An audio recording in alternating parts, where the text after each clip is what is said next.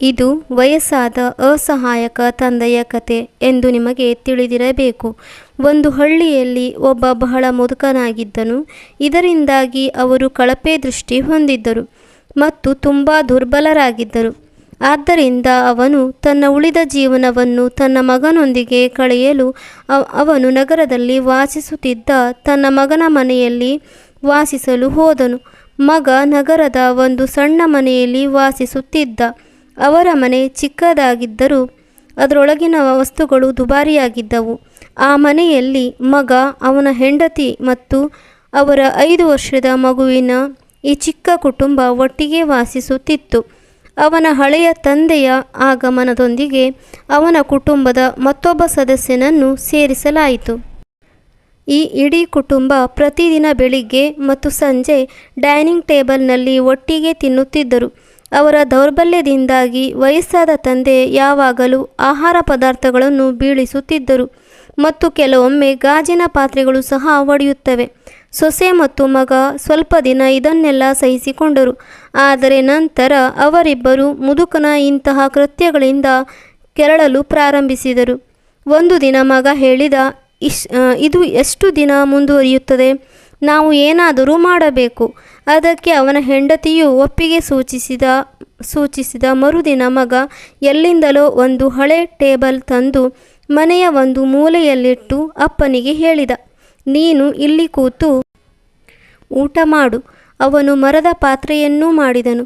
ಅದರಲ್ಲಿ ಅವನು ತನ್ನ ವಯಸ್ಸಾದ ತಂದೆಗೆ ಆಹಾರವನ್ನು ನೀಡಲು ಪ್ರಾರಂಭಿಸಿದನು. ತನ್ನ ಅಮೂಲ್ಯವಾದ ಗಾಜಿನ ಪಾತ್ರೆಗಳನ್ನು ಉಳಿಸಲು ತನ್ನ ತಂದೆಗೆ ಮರದ ಪಾತ್ರೆಯನ್ನು ನೀಡಲು ಅವನಿಗೆ ಯಾವುದೇ ನಾಚಿಕೆ ಇರಲಿಲ್ಲ.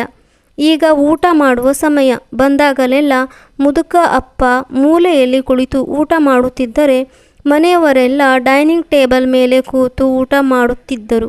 ಗಂಡ ಹೆಂಡತಿ ಇಬ್ಬರು ಕೆಲವೊಮ್ಮೆ ತಮ್ಮ ವಯಸ್ಸಾದವರ ಕಡೆ ನೋಡುತ್ತಿದ್ದರು. ಅವನು ತನ್ನ ತಂದೆಯ ಕಣ್ಣುಗಳಲ್ಲಿ ಕಣ್ಣೀರನ್ನು ನೋಡಬಹುದು, ಆದರೆ ಅದು ಅವನ ಮೇಲೆ ಪರಿಣಾಮ ಬೀರಲಿಲ್ಲ ಎಂದು ತೋರುತ್ತದೆ. ಮುದುಕನ ಮೊಮ್ಮಗ ಕೂಡ ಯಾವಾಗಲೂ ಈ ದೃಶ್ಯವನ್ನು ನೋಡುತ್ತಿದ್ದನು ಮತ್ತು ತನ್ನಲ್ಲಿಯೇ ಕಳೆದು ಹೋಗುತ್ತಾನೆ. ಒಂದು ದಿನ ಗಂಡ ಹೆಂಡತಿ ಡೈನಿಂಗ್ ಟೇಬಲ್ನಲ್ಲಿ ಊಟ ಮಾಡುತ್ತಿದ್ದಾಗ ಅವರ ಮಗು ನೆಲದ ಮೇಲೆ ಕುಳಿತು ಏನೋ ಮಾಡುತ್ತಿತ್ತು. ಇಬ್ಬರಿಗೂ ಮಗುವಿನ ಕೈಯಲ್ಲಿ ಮರದ ತುಂಡು ಕಂಡಿತು. ಆದರೆ ಮಗು ಮರದ ತುಂಡನ್ನು ಏನು ಮಾಡುತ್ತಿದೆ ಎಂದು ಅರ್ಥವಾಗಲಿಲ್ಲ. ಮಗುವಿನ ತಂದೆ ಅವನನ್ನು ಕೇಳಿದಾಗ, ಮಗನೇ, ಊಟ ತಿನ್ನು, ನೀನು ಕುಳಿತು ಏನು ಮಾಡುತ್ತಿದ್ದೀಯಾ? ಆಗ ಮಗು ಮುಗ್ಧವಾಗಿ ಹೇಳಿತು, ಅಯ್ಯೋ ಅಪ್ಪ, ನಾನು ನಿಮ್ಮಿಬ್ಬರಿಗೂ ಮರದ ಪಾತ್ರೆ ಮಾಡುತ್ತಿದ್ದೇನೆ. ಆದ್ದರಿಂದ ನೀವು ಕೆಟ್ಟದ್ದನ್ನು ಅನುಭವಿಸಿದಾಗ ನಾನು ನಿಮಗೆ ಹಗಲಿನಲ್ಲಿ ಆಹಾರವನ್ನು ನೀಡಬಹುದು. ಅವರ ಮುಗ್ಧ ಮಗ ನೀಡಿದ ಈ ಸರಳ ಹೇಳಿಕೆ ಇಬ್ಬರ ಹೃದಯಕ್ಕೂ ಬಾಣದಂತೆ ಬಡಿಯಿತು. ಇಬ್ಬರು ಮುಖ ನೋಡತೊಡಗಿದರು. ಏನೊಂದೂ ಹೇಳದೆ ಇಬ್ಬರ ಕಣ್ಣಲ್ಲೂ ನೀರು ಬರತೊಡಗಿತು ಮತ್ತು ಮುಂದೆ ತಮ್ಮ ಭವಿಷ್ಯದ ಪುಸ್ತಕ ತೆರೆದುಕೊಳ್ಳುವುದನ್ನು ನೋಡಿದರು.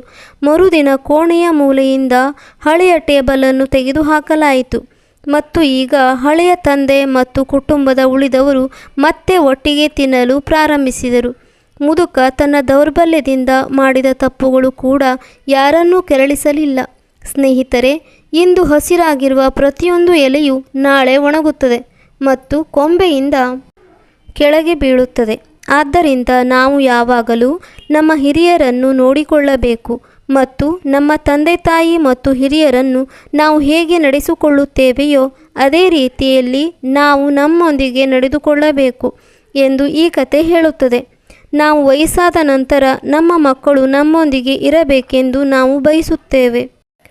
ಸ್ನೇಹಿತರೆ, ನೀವು ಈ ಹೃದಯಸ್ಪರ್ಶಿ ಕಥೆಯನ್ನು ಹೇಗೆ ಇಷ್ಟಪಟ್ಟಿದ್ದೀರಿ ಎಂಬುದನ್ನು ಕಾಮೆಂಟ್ ಮಾಡುವ ಮೂಲಕ ನಮಗೆ ತಿಳಿಸಿ. ನೀವು ಅದನ್ನು ನಿಮ್ಮ ಸ್ನೇಹಿತರಿಗೂ ಮತ್ತು ಕುಟುಂಬದವರೊಂದಿಗೆ ಹಂಚಿಕೊಳ್ಳಬಹುದು ಮತ್ತು ವಿಶೇಷವಾಗಿ ಹಿರಿಯರ ಬಗ್ಗೆ ಯಾರ ನಡವಳಿಕೆಯು ಉತ್ತಮವಾಗಿಲ್ಲವೋ ಅಂತಹ ಜನರೊಂದಿಗೆ ಹಂಚಿಕೊಳ್ಳಿ. ಇಂತಹ ಇನ್ನಷ್ಟು ಕಥೆಗಳನ್ನು ನೋಡಲು ನಮ್ಮ ಚಾನಲ್ಗೆ ಸಬ್ಸ್ಕ್ರೈಬ್ ಮಾಡಿ.